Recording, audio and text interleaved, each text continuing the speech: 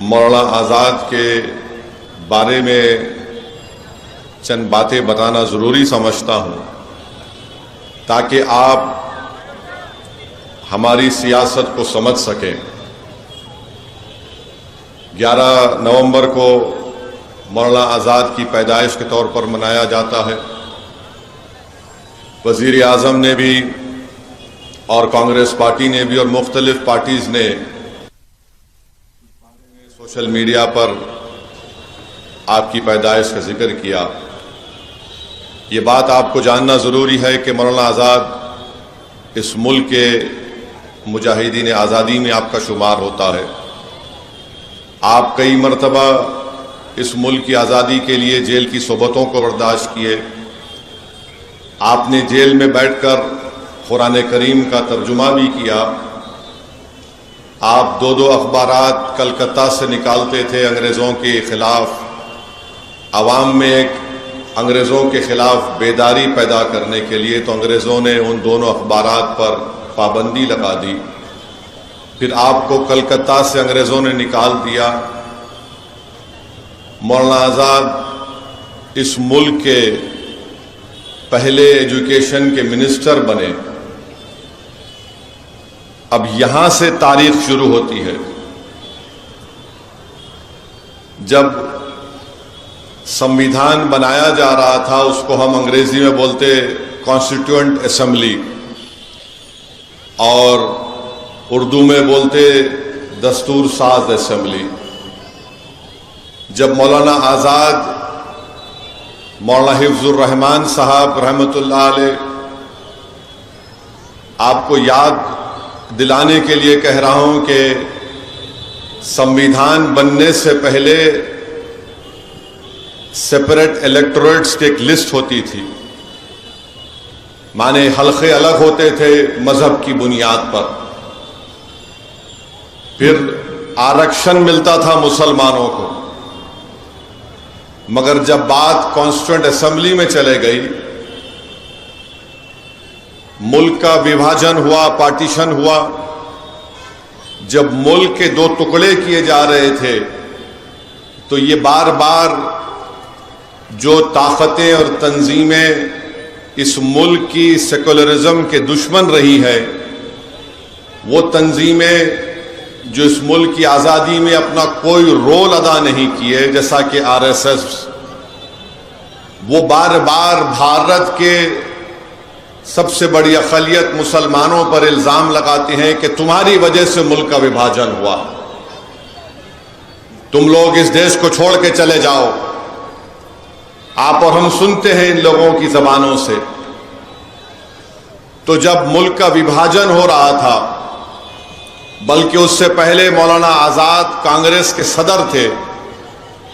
मौलाना आज़ाद अपनी किताब India wins freedom, जिसको उन्होंने वसीयत की कि मेरे मरने के 30 साल के बाद इसको छापना चाहिए, उस किताब में मौलाना आज़ाद लिखते हैं कि मुझे बड़ी तकलीफ हुई।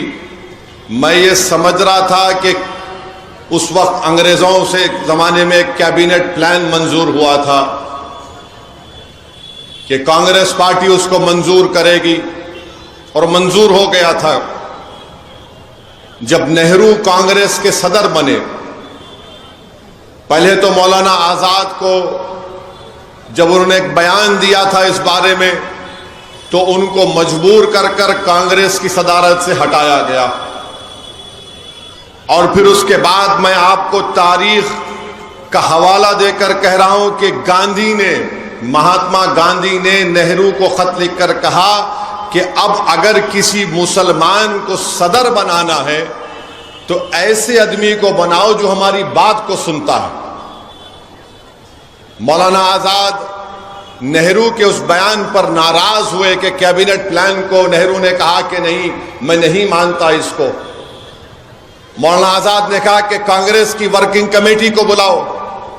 जब वर्किंग कमेटी में ये बात मौलाना आज़ाद ने कही कि तुम ये बात कैसे कह सकते हो, ये तो पार्टी का फैसला था, तो जवाहरलाल नेहरू ने कहा कि देखो ये बड़ी एम्बैरेसिंग बात हो जाएगी, शर्मिंदगी की बात हो जाएगी कि एक पार्टी के सदर की बात को तुम लोग रद्द कर रहे हो। फिर उसके बाद जब मुल्क के दो टुकड़े होने जा रहे थे तो मौलाना आजाद अपनी किताब में लिखते हैं कि मैं दौड़ा नेहरू के पास, नाउम्मीद हो गया। मैं दौड़ा गांधी के पास, नाउम्मीद हो गया। मौलाना आजाद ने कहा कि मैं तकलीफ में था कि मुल्क के क्यों दो टुकड़े किए जा रहे हैं। मुल्क के दो टुकड़े हो गए जब संविधान बनाने की बात आई, और जब संविधान बनाने की उस कमेटी में मुसलमानों के लिए रिजर्वेशन की बात आई तो मौलाना आजाद लिखते हैं, क्या लिखते हैं कि जब मैं और मौलाना हिफ्जुर रहमान मुसलमानों के लिए आरक्षण की बात करते तो पटेल मुसलमानों से तजम्मुल साहब होते थे और एक मोहतरमा होती थी, उनका नाम याद नहीं आ रहा मुझे। सरदार पटेल इन दोनों को बोलते उठो जवाब दो,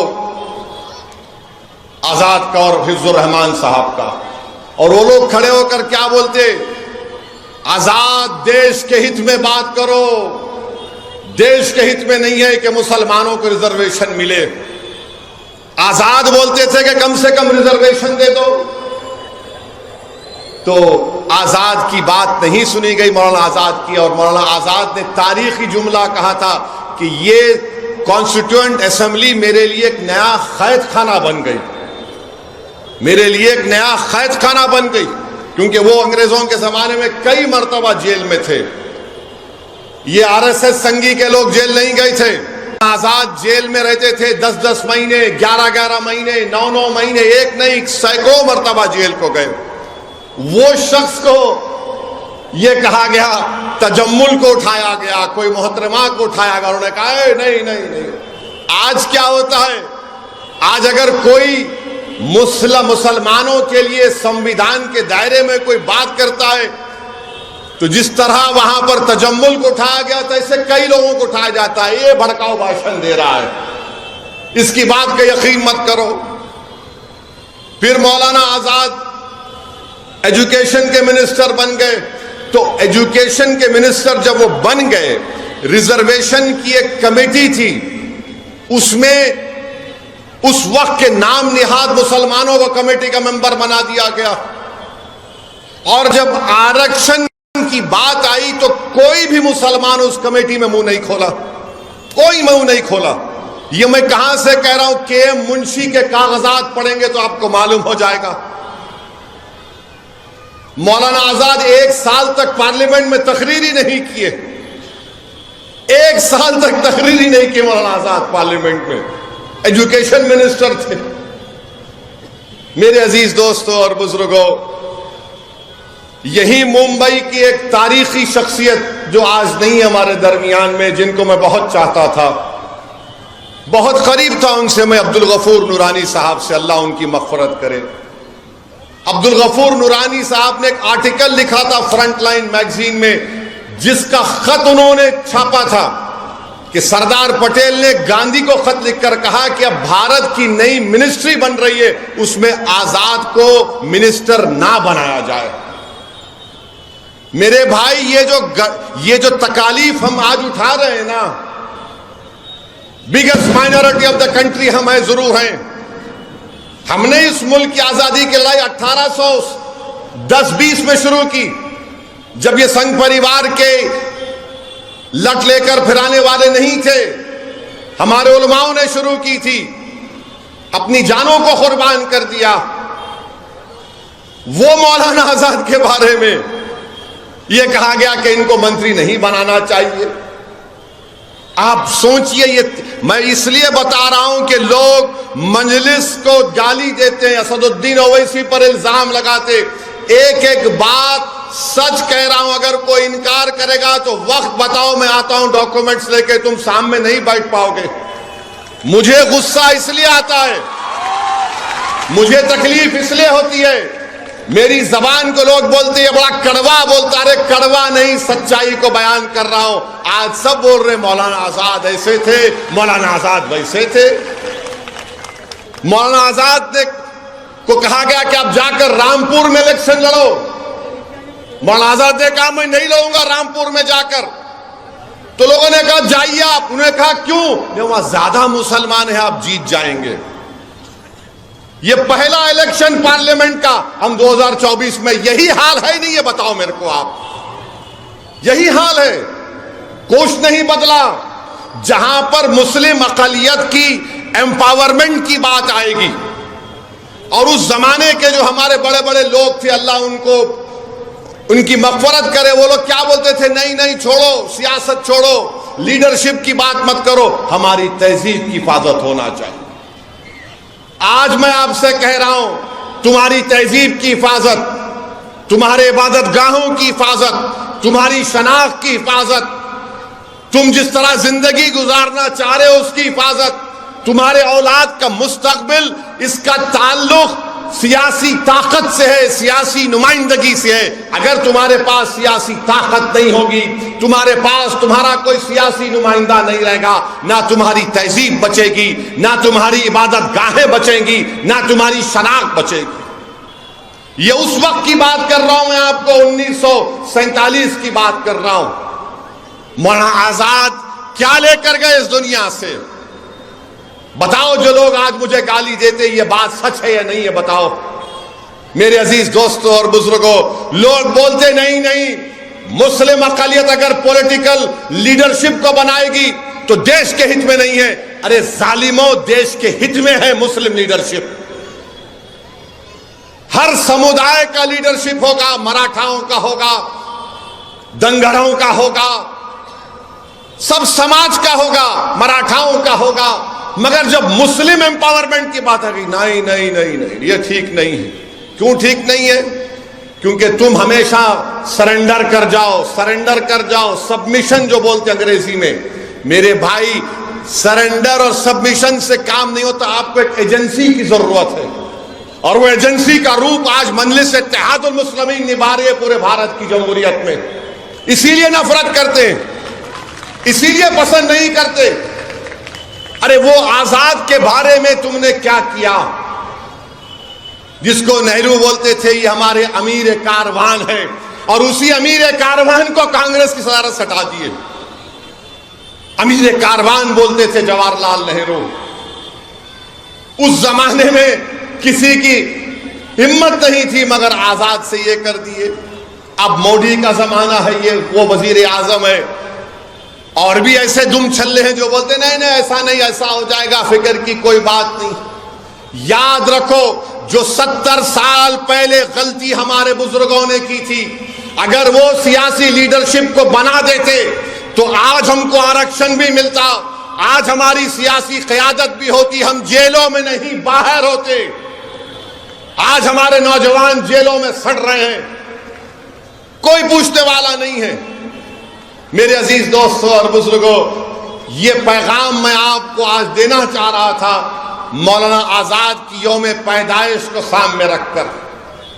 मौलाना आजाद की बहुत सी बातें हैं, जब किसी और वक्त में इंशाअल्लाह बोलूंगा मैं, मगर इतना तो बोलूंगा कि सियासी लीडरशिप को बनाओ। मौलाना आजाद को लोग मजबूर कर दिए थे। सरजमीन दक्कन पर पुलिस एक्शन हुआ, पंडित सुंदर लाल की रिपोर्ट है, नेहरू लाइब्रेरी में जाकर पढ़िए। सुंदर लाल ने लिखा कि हैदराबाद में जो पुलिस एक्शन हुआ तो 40,000 से ज्यादा लोगों का कत्लेआम हुआ, और यही कांग्रेस पार्टी ने मौलाना आजाद को मजबूर कर दिया बोलने के लिए, हाँ ये तो एक्शन का रिएक्शन है। आपको मालूम, कभी आपने पढ़ा कि 1950 और 60 के दहे में 8 लाख बंगाली मुसलमानों को भारत से निकालकर फेंक दिया गया था? तुमने पढ़ा कहीं पर? तुमको कोई नहीं बोलेंगे, मैं बता रहा हूं कब हुआ था ये।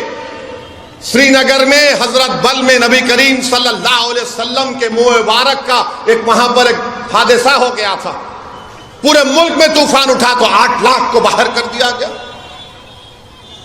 किसने निकाल दिया था? आसाम से जाओ डिटेंशन सेंटर में डालो इनको, बाद में नेहरू को वापस लेना पड़ा। अरे तारीख हम पढ़ते हैं, अगर हमारी जबान कड़वी है तो तुम्हारे जुल्म की वजह से है। अगर हम कहते हैं कि आपकी सियासी लीडरशिप होना इसलिए कि हमारे बुजुर्गों को नुकसान पहुंचा, आज अगर फैयाज जीतेगा इंशाअल्लाह ताला तो वो आज के लिए नहीं है, इन मासूम बच्चों के मुस्तकबिल अच्छा होगा। जो तकालीफ हम और फैयाज साहब और हमारे बुजुर्ग उठाए, कम से कम ये आने वाला जनरेशन, ये नस्ल उस तकालीफ को नहीं उठाएगा। तो मेरे अजीज दोस्तों और बुजुर्गों, मेरी आप सदमन गुजारिश है कि आपको 20 तारीख के दिन अपने के कोर्ट का सही इस्तेमाल करना है। अब आप जानते हैं कि हर पार्टी बोल रही है कि हम इतना दे देंगे, लाडली में उतना दे देंगे, हम फुला कर देंगे। ऐसा बोल रहे हैं जैसे अब्बा की दौलत लुटा रहे हैं आवाम पर महाराष्ट्र की। अबे तुम्हारे बाप की औलाद नहीं है, तुम्हारे बाप की दौलत नहीं है ये। कोई जहेज में नहीं आया ये दौलत बांटने के लिए। कोई बोलता मैं ये कर दूंगा। आपको मालूम महाराष्ट्र में अभी कर्जा कितना है? 5,32,000 करोड़ रुपये। अभी 2030 के आने तक महाराष्ट्र सरकार को उस कर्जे का 2,75,000 अदा करना है। तो ये लोग क्या करते हैं, अब 2,75,000 अदा करना है, मार्केट से 80,000 करोड़ उठाते, उसमें से आधा पैसा कर्जे में देते, आधा पैसा बोलते ले लूटो, खाजा का लंगर है लेके जाओ। मगर नुकसान किसका हो रहा है? गरीबों का हो रहा है, गरीबों का हो रहा है। कहां जा रहे पैसे आपको मालूम? किधर जा रहे पैसे आपको मालूम? गरीब को मिलता ही नहीं। नेताओं के जेब में पैसे चले जाते, 1 2 का 4 करते, दिखाते 20, 8 इनके पास, एक 6-7 दिखाने को फोटो गरीबों को मिलता। फिर आप जानते हैं कि मुंबई लोकल जो चलती है आपके पास, हाई कोर्ट का ऑर्डर मैं पढ़ा हूं। बैठ जाओ भाई, ये ब्लू शर्ट बैठो, भड़काओ भाषण हो रहा है, बैठो, डिस्टर्ब मत करो हमारे वोटर को। हमारा वोटर पूरी तवज्जो से सुन रहा भी बात को। मुंबई लोकल में बॉम्बे हाई कोर्ट ने कहा कि हमको शर्मिंदगी है कि इसमें सफर करने वालों को कैटल की तरह, जानवरों की तरह ट्रीट किया जाता है। 2023 में मुंबई लोकल पर 2,590 लोगों की मौत हुई है। मुंबई लोकल में 2,590 लोगों की मौत हुई है, 2,451 लोगों जख्मी हुए हैं। ये डबल इंजन की सरकार कैसे है कि 2,590 मर गए शिंदे, 2,590 लोग मर गए फडणवीस, तुम्हारा डबल इंजन और 2,500 लोग मर रहे हैं। तुम क्या मारने के लिए इंजन हो या बचाने के लिए? हमको बताओ। फिर आप देखिए, आपके मुंबई की बस बेस्ट सर्विस है, 35 लाख गरीब लोग बेस्ट सर्विस को इस्तेमाल करते, 1,000 बसेस हैं। ये डबल इंजन क्या करना चाह रहे हैं कि आइंदा साल तक, आज बेस्ट के पास 1,000 बसेस हैं जो गरीब इस्तेमाल करता है, 2025 तक शिंदे और फडणवीस बोल रहे हैं जरूरत ही नहीं है, खाली 220 बस रखेंगे। किसका नुकसान होगा इसमें? उस बस में कितना देर इंतजार करना पड़ता गरीबों को बस आने के लिए। ये आपके बुनियादी मसले मसाइल हैं। ये प्राइवेटाइज करना चाह रहे हैं बेस्ट सर्विस को। तो मेरे अजीज दोस्तों और बुजुर्गों, ये मुद्दे हैं। अगर दोबारा ये सरकारें आएंगी, याद रखिए मुंबई में कोई जमीन खाली नहीं रहेगी। बोलेंगे ये तू ले ले, ये तू ले ले, तू माल बना ले, तू ये बना ले। माल के नाम पर माल जमा कर रहे हैं। और याद रखिए, मुझे तो खौफ है इतनी बड़ी जमीन खाली कैसे है। यहां पर आकर देख लिए होंगे, क्योंकि मोदी ये बोलते हैं कि मैं घर से ड्रोन भिजाकर देखता हूं हर चीज को। तो जाहिर है मोदी ड्रोन में देखे होंगे वो दारुल फैज, इतनी बिल्डिंगें, इतनी जमीन खाली है, मेरे दोस्त को मिलना चाहिए। आज जो बड़ी बड़ी बातें करते हैं बीजेपी शिंदे वाले, अरे 1,80,000 करोड़ के 2 प्रोजेक्ट गुजरात चले गए, फॉक्सकॉन का और टाटा एयरबस का। इन लोगों को शर्म नहीं आती कि यहां पर महाराष्ट्र में आएंगे महाराष्ट्र अगर ताकतवर रहेगा, मुंबई भारत का फाइनेंशियल कैपिटल है, अगर वो ताकतवर रहेगा तो देश ताकतवर रहेगा। मगर बीजेपी के लोग बोलते नहीं नहीं नहीं, यहां से जो भी है निकालो, बाहर लेकर जाओ। और कर क्या रहे हैं?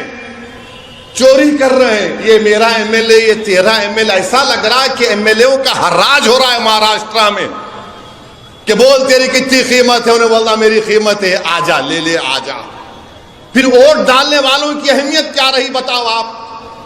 आपने पिछले बार मंजलिस के, मैं बाइकुल्ला के वोटर से मुखातिब हूं, अभी आपने एमआईएम को वोट नहीं दिया, आपने किसी और को अपना वोट दिया। हम आप उस फैसले को मानते हैं, मगर जिस पार्टी को आपने वोट दिया वो दूसरी पार्टी में जाकर बैठ गए, तो बताओ तुम्हारा वोट की अहमियत क्या रही फिर? और क्या गारंटी है कभी कोई आ रहा है तो दूसरी पार्टी ना जम कर ले? ये तो ऐसा हो गया कि सुबह में एक रंग का शर्ट पहनेंगे, शाम में दूसरे रंग का पैंट पहन के निकलेंगे घर से अपने।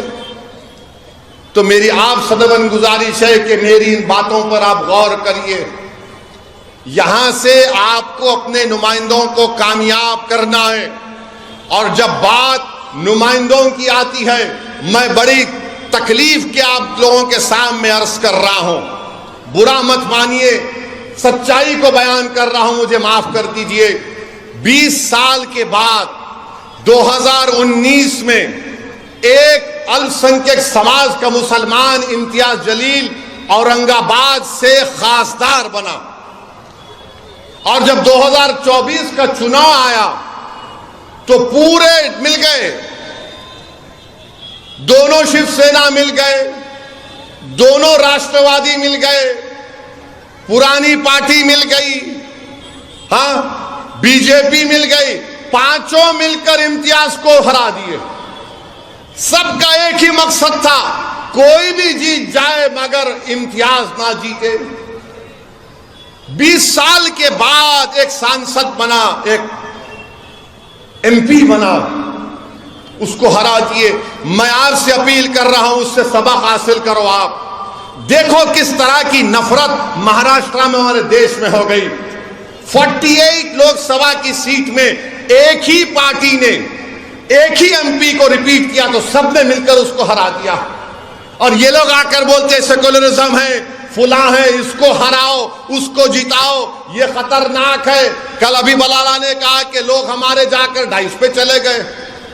ये गलती मत करो बाइकुल्ला में। आप लोग बेझिझक बेखौफ होकर पूरे इत्मीनान और एतमाद के साथ आप मजलिस इत्तेहादुल मुस्लिमीन के उम्मीदवार को अपना वोट डालिए।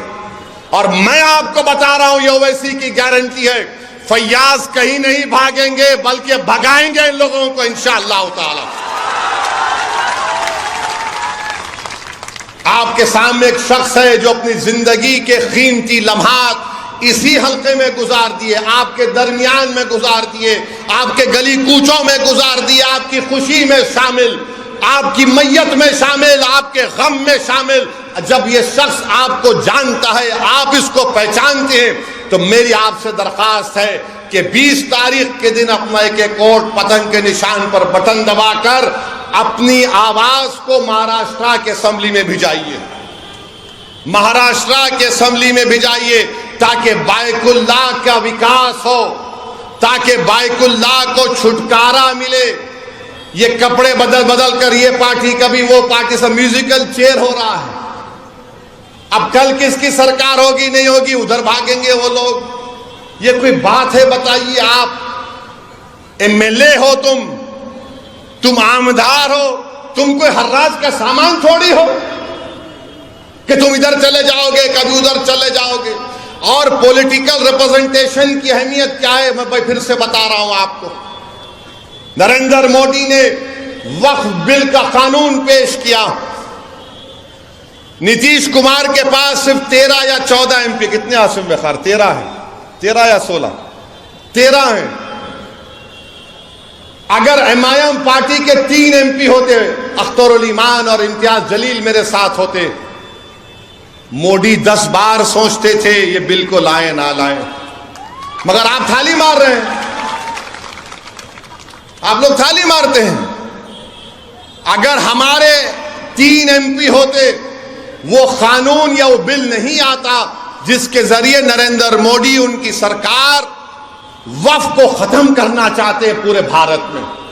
कोई जायदाद वक्फ की नहीं रहेगी, मेरी बात मैं जिम्मेदारी के साथ कह रहा हूं। कोई जायदाद नहीं रहेगी वक्फ की। कलेक्टर को इतना पावर दे दिया जाएगा कि कोई भी कलेक्टर के पास जाकर बोलेगा, ये कलेक्टर साहब, ये जो यतीम खाना है, ये जो खानखा है, ये जो दरगाह है, ये जो मस्जिद है, ये वक्फ नहीं है। अब मेरे इस बोलने के बाद बहुत से लोग बोलेंगे, ओवैसी तुम क्या कह रहे हो, पागल हो क्या? कोई भी जाकर बोल देगा, अरे ये कानून में लिखा है, इस बिल में लिखा है। क्या लिखा है कि कोई भी रोड चलता आदमी जिसका वक्फ से कोई ताल्लुक नहीं होगा, वो जाकर कलेक्टर को बोलेगा इंक्वायरी ऑर्डर करो। कलेक्टर जैसे इंक्वायरी ऑर्डर करेगा, उसमें कोई टाइम लिमिट नहीं है। जब कलेक्टर इंक्वायरी लिखेगा, इंक्वायरी कंप्लीट होने तक वो प्रॉपर्टी वक्फ की नहीं रहेगी। आप तो चले गई प्रॉपर्टी आपके हाथ से, दरगाह आपके हाथ से निकल गई, खानकाह आपके हाथ से निकल गई, मस्जिदें आपके हाथ से निकल जाएंगी, कब्रिस्तान आपके हाथ से निकल जाएगा। इस तरह का गंदा बिल इस भारत की पार्लियामेंट में मोदी ने पेश किया। और आपको मालूम, वक्फ बाय यूजर, उसका मतलब यह है कि अगर कोई बरसों से किसी चीज को इस्तेमाल कर रहा है तो वक्फ बाय यूजर है। और यही प्रोविजन हिंदू धर्म में भी है। हिंदू धर्म की लॉ की मशहूर किताब BK मुखर्जी, उसमें लिखते हैं बाय यूसेज ये मंदिर की बन जाती है। ओडिशा के एंडोमेंट में, आंध्रा, तेलंगाना के, तमिलनाडु के एंडोमेंट में ये वक्फ बाय यूजर का कॉन्सेप्ट है। मगर मोदी बोल रहे नहीं रहेगा। उसका नुकसान क्या होगा? मोदी बोल रहे डॉक्यूमेंट लेकर आओ। अगर आपके इलाके में 200 साल पुरानी मस्जिद है, कहां डॉक्यूमेंट मिलेगा? कहां डॉक्यूमेंट मिलेगा? हाजी अली की दरगाह पर दावे पेश करते हैं, वो खैर वो ट्रस्ट में है, मगर वहां पर भी जाके बोलेंगे नहीं है। क्या करेंगे आप? मेरे भाई, इस तरह का बिल पेश किया, उस वक्त इतनी तकलीफ हुई कि मेरा रोंगटा पुकार कर कह रहा था कि क्या हो गया इन लोगों को जो 14.5 करोड़ है और 5 को नहीं जिता सकते। अपनी मस्जिद को बचाने के लिए, दरगाहों को बचाने के लिए, खानखाहों को बचाने के लिए तुम कब तक लड़ोगे बताओ मेरे को? अरे मैं खराब हूं तो खत्म कर दो, मुझे हटा दो, मुझे इस दुनिया से निकाल दो, मगर तुम तो कायद बनो, तुम इत्तेहाद पैदा करो। कब तक तुम इस डर में रहोगे वो जीतेगा, ये जीतेगा? अरे कोई भी जीते उसको तुम्हारी मस्जिद से क्या मतलब? कोई भी जीते उसको तुम्हारी शनाख्त से क्या मतलब? कोई भी जीते वो तुमको क्या इंसाफ करेगा? इंसाफ तुमको करना पड़ेगा अपने लिए, आने वाली नस्लों के लिए। मगर तुम ये समझ रहे हो नहीं वो दूसरा ठाकरे है, ये अच्छा है। कौन क्या किए बताओ आपको? जब ये वक्फ का बिल पेश हो रहा था, उद्धव ठाकरे के पूरे MPs बाहर खड़े हुए थे, कोई लोग सभा में नहीं था। मुझे मोशन देना पड़ा इंट्रोडक्शन के खिलाफ। मेरे भाई जागो, मजलिस के लिए नहीं तो अपने लिए, अपनी नस्लों के लिए, अपनी शनाख्त के लिए जागो। तुम नहीं समझ रहे, तुम्हारी आवाज अगर असेंबली में नहीं होगी, तुम्हारी आवाज अगर कॉरपोरेशन में नहीं होगी, तुम्हारी आवाज जिला परिषद में नहीं होगी, पार्लियामेंट में नहीं होगी, तो कौन तुम्हारी आवाज उठाएगा बताओ? आज ये खतरा हमारे सरों पर मंडला रहा है।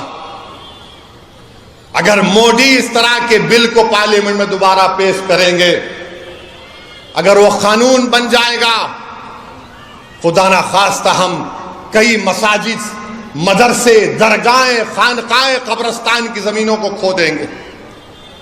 और आपको मालूम, दिल्ली में सच्चर कमेटी ने पेज नंबर 221 में कहा कि दिल्ली में 130 वक्फ की प्रॉपर्टीज पर गवर्नमेंट ऑफ इंडिया ने, यानी मोदी की सरकार ने कब्जा करके बैठा हुआ है। उसकी लागत 2007 में 3000 करोड़ की थी।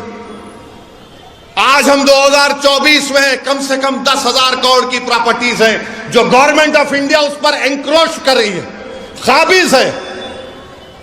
मेरे भाई बताओ, अगर हमारे नुमाइंदे नहीं रहेंगे, हमारी आवाज नहीं उठेगी, तो फिर कौन उठाएगा तुम्हारी आवाज को? मौलाना आजाद को बोलने नहीं देते थे। तुम क्या कौन सी खेत की मौली हो तुम?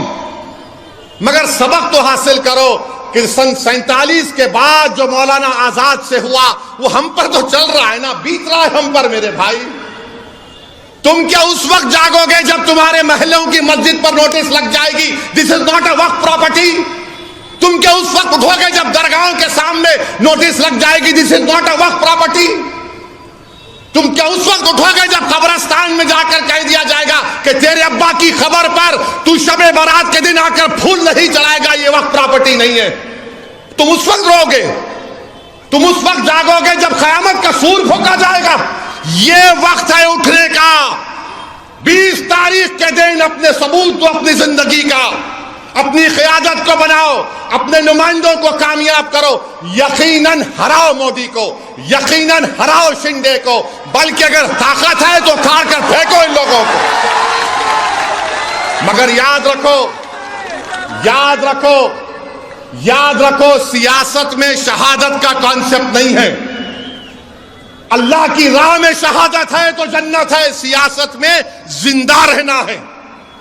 तुम जिंदा रहोगे तो नेक अमाल करोगे, तुम जिंदा रहोगे तो काम करोगे। फैयाज भाई बहुत अच्छे हैं, हमेशा हम पुकारे तो आ जाते, कब तक आएंगे फैयाज?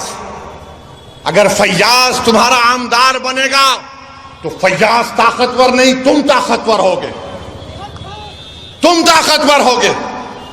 तो मेरे अजीज दोस्तों और बुजुर्गों, एक और मिसाल देकर बात को खत्म करता हूं। एक शख्स महाराष्ट्र में अल्लाह के रसूल सल्लल्लाहु अलैहि वसल्लम की शान में गुस्ताखी थी, गुस्ताखी करने की कोशिश की। कोई रहमतुल आलमीन की शान में गुस्ताखी नहीं कर सकता, ये मेरा ईमान है। कोई नहीं कर सकता, जिसके लिए जमीन और आसमान बनाई गई। अरे तू कौन है जो रहमतुल आलमीन है? इसने अनाब शनाब बकी, कौन आवाज उठाए? उद्धव ठाकरे? कौन आवाज उठाए? शिंदे, अजित पवार, कांग्रेस? इम्तियाज जलील ने आवाज उठाई। औरंगाबाद में इम्तियाज जलील ने कहा कि फुला तारीख तक अगर इस शख्स को गिरफ्तार नहीं किया जाएगा तो हम औरंगाबाद से गाड़ियों का जुलूस लेकर मुंबई तक जाएंगे। सबने समझा रहे ड्रामा है, सियासी ड्रामा है। बाज जुम्मनों ने कहा, बाज हमारे पास जुम्मन बहुत हो गए हमारे पास। ये जुम्मनों ने कहा पब्लिसिटी के लिए करना, पुलिस घर में बिठा देगी उसको। बाज बड़े बड़े लोगों ने मुझे फोन किया, बोले ये क्या करने जा रहे हैं असद साहब, दंगा हो जाएगा। मैंने कहा मौलाना दंगा नहीं होगा। बोले कैसे गारंटी देंगे? बोले मैं बोला गारंटी मेरी है, मोदी की नहीं है। हमने कहा एहतजाज होगा और एहतजाज हुआ, लोग जमा हुए तो औरंगाबाद के पुलिस के आला अहदेदार इम्तियाज जलील के पास गए और बोले क्या कर रहे हैं? इम्तियाज ने मुझे फोन किया, मैंने कहा तुम पुलिस से बोलो कमिश्नर को, अगर तुम मुझे थाने को जाने नहीं दोगे तो मैं ये पूरी गाड़ियां लेकर, क्योंकि उस वक्त उस दिन औरंगाबाद में अमित शाह देश के गृह मंत्री थे, बोले हम उनके पास चले जाएंगे। तो बोले नहीं नहीं नहीं आप चले जाओ। 10,000 गाड़ियों के साथ काफिला निकला। जो लोग ये समझ रहे थे कि महाराष्ट्र का अल्पसंख्यक समाज का मुसलमान एहतजाज नहीं कर सकता पुरअमन, हमने उन सबको गलत साबित किया। मैं लाखों सलाम करता हूं आप लोगों को जो आप लोगों ने हिस्सा लेकर उस एहतजाज को कामयाब कर अपने तारीख रकम कर दी। अल्हम्दुलिल्लाह। आज आकर बोलते हैं ये वोट काट रहे हैं, फुला कर रहे हैं। अरे तुम्हारे मुंह में अल्लाह ने जबान दी थी, तुम भी एहतजाज कर सकते थे। नहीं हम जाके पुलिस में कंप्लेन करें। अरे पुलिस में कंप्लेन तो 12वीं पास बच्चा भी कर सकता है। तुम तो दावा कर रहे थे ना नेता होने का, कायद होने का, रहबर होने का। जब रहमतुल्लाह आलमीन का मामला आया तो तुम पीछे हट गए। मेरे अजीज दोस्तों और बुजुर्गों, समझिए नुमाइंदे की जरूरत है। आपके वोटों से आपका मुंतखब शुदा नुमाइंदा होगा, वो आपके लिए लड़ेगा, आपके लिए जद्दोजहद करेगा। इल्जामात तो मंजलिस पर लगते रहते हैं। अब ये आपके महाराष्ट्र के deputy chief minister Fadnavis Aurangabad को आके बोले, सुन ले असदुद्दीन ओवैसी, सुनो देवेंद्र फडणवीस, तुम अमित शाह और मोदी तीनों बैठकर भी मेरी जबान का मुकाबला नहीं कर सकते, याद रखो। अब बोले और जिहाद, कल तक लव जिहाद था, फिर जमीन जिहाद, फिर एक जॉब जिहाद, अब और जिहाद हुआ। अच्छा मोदी जी जरा बताइए और जिहाद का डेफिनेशन क्या? अमित शाह बताओ और जिहाद का डेफिनेशन क्या है? तुम अयोध्या में हार गए, कैसे हारे? फडणवीस बोल रहे और जिहाद और धर्म युद्ध होगा, लोकशाही में लोकतंत्र में धर्म युद्ध होगा। अरे फडणवीस, तुम कब तक हिंदू मुस्लिम करोगे? तुमने क्या काम किया बताओ ना? तुमने कुछ काम नहीं किया। तुमने डाका डाला एमएलए को लूटने के लिए, तुमने एमएलए की चोरी की, तुम सत्ता में नहीं आए मगर तुमने सत्ता को छीन लिया और बोल रहे ओ सुनो वैसी, मैं कह रहा हूं सुनो फडणवीस, तुम जिहाद के माने नहीं जानते। बोलते मालेगांव सेंट्रल में हम धूलिया की सीट मालेगांव सेंट्रल की वजह से हारे। अरे फडणवीस, तुम तो 1819 में भी हारे थे, 1918 में भी हारे थे। मालेगांव के किले में जब तीसरी जंग हुई मुसलमानों, मराठा और अंग्रेजों की, तो मराठाओं की फौज में मुसलमान थे जिन्होंने अंग्रेजों से मुकाबला किया। उन्होंने अपनी जानों को कुर्बान कर दिया। बल्कि उनके नाम आपके सामने कहना चाहूंगा ताकि नौजवानों को मालूम हो जाए कि उनके नाम क्या थे। उनके नाम में फडणवीस नहीं था, बाय द वे। उनके नाम में क्या था? सुलेमान शाह, इस्माइल अल्लाह रखा, शाबान भिकारी, बुद्धू फरीदास, अब्दुल गफ्फार, इनको फांसी पे लटकाया गया। अब्दुल्ला खलीफा और मोहम्मद अनवर को जेल में अंग्रेजों ने मार मार कर कत्ल कर दिया। फडणवीस सुनो, तुम ये समझते हो कि कोई तुम्हारे पैर के पास बैठ के बोलेगा आप सरकार है? अरे कोई सरकार नहीं है। बाबा साहेब अंबेडकर के संविधान ने फडणवीस को ओवैसी को बराबर कर दिया। कोई बड़ा छोटा नहीं है। बल्कि सुनो फडणवीस, मैं तुम्हारे से बड़ा हूं एतबार से, अल्हम्दुलिल्लाह। लव जिहाद। अच्छा फिर क्या बोल रहे प्रधानमंत्री, क्या बोल रहे हैं? नई बात करें, एक है तो सेफ है। मोदी जी कितना फेंकेंगे आप? पार्लियामेंट इलेक्शन में आपने कहा कि हिंदू बहनों के गलों से मंगलसूत्र निकालकर मुसलमानों को दे दिया जाएगा, हिंदू भाइयों की भैंसों को लूटकर मुसलमानों को दे दिया जाएगा, मुस्लिम औरतें ज्यादा बच्चे पैदा कर रही हैं। मोदी जी, आपके वालिद साहब ने भी बहुत बच्चे पैदा किए थे, गलत किया था क्या? अमित शाह के कितने भाई बहने बताओ हमको? आप हमारी मां और बहनों पर इल्जाम लगा रहे। अब मोदी जी बोल रहे एक है तो सेफ है। अमित शाह इसको बढ़ाकर बोल रहे अब वक्फ की प्रॉपर्टीज डिक्लेयर कर दी जाएगी। अमित शाह, मोदी, फडणवीस, मैं मुंबई में खड़े होकर बोल रहा हूं, वो जो दुनिया का दौलतमंद आदमी है जिसके बेटे की शादी में मोदी जी आप मुस्कुराते हुए गए थे, वो यतीम खाने पर बनाई गई है मुसलमानों के। लो यतीम खाने की जमीन वापस लो। अमित शाह, फडणवीस, तुम नहीं लोगे क्योंकि तुम दौलतमंदों के घर में जाते हो शादी के लिए। तुम गरीब की बस्तियों से, गुर्बत से तुम्हारा कोई ताल्लुक नहीं। यतीम खाने की जमीन पर 21 करोड़ में बिल्डिंग बनाई गई। सुप्रीम कोर्ट में फैसला है, अभी केस चल रहा है। मेरे भाई, मोदी जी बोल रहे एक है तो सेफ है। 10 साल से सेफ नहीं थे हम लोग। मैंने उसका जवाब दिया कि अखंड है तो सेफ है, अखंड है तो सेफ है। हम अनेक हैं तो अखंड हैं। हमारी डाइवर्सिटी इतनी है इस मुल्क की, मगर खैर बहरहाल बहुत सी बातें इंशाअल्लाह ताला। मेरी आपसे एक ही गुजारिश है कि 20 तारीख के दिन, जहां तक मेरी आवाज अल्लाह पहुंचा रहा है, मेरी आपसे अपील है कि 20 तारीख के दिन एक एक वोट को इस्तेमाल करिए पतंग के निशान पर। अब आप मखरूज नहीं है, आपने अरविंद सावंत को वोट दिया नहीं दिया? दिया, आपने वोट दिया अरविंद सावंत को? हाथ उठाओ कितनों ने दिया? कम दिए। अरविंद सावंत को पार्लियामेंट में इलेक्शन में प्यारे। अब आप कितने लोग देंगे फैयाज साहब को वोट बताओ? मां भी हाथ उठना, जरा दर्द हो रहा क्या हाथ में? हाँ, अब ये बाहर जाकर, हाँ बाहर से भी हाथ उठ गया माशाअल्लाह, मगर बाहर जाकर भूल नहीं जाना, नहीं 15 तारीख से ये इबलीस के एजेंट आएंगे। फैयाज जीत गया तो गवर्नमेंट बनाता क्या? फैयाज मिनिस्टर बनता क्या? अरे भाई तुम फैयाज को जिताओ, इंशाअल्लाह ताला यहां पर जो सरकार बनाएगा वो इस ग्राउंड में आकर फैयाज को बोलेगा चल फैयाज मेरे साथ। ये काम आप कर सकते हैं तो मुत्तहदा अपने अपने वोट का इस्तेमाल करिए, पतंग के निशान पर बटन दबाकर अपनी आवाज को, बेबाक आवाज को महाराष्ट्र विधानसभा में पहुंचाइए। शुक्रिया बहुत बहुत। अस्सलाम वालेकुम व रहमतुल्लाहि व बरकातहू।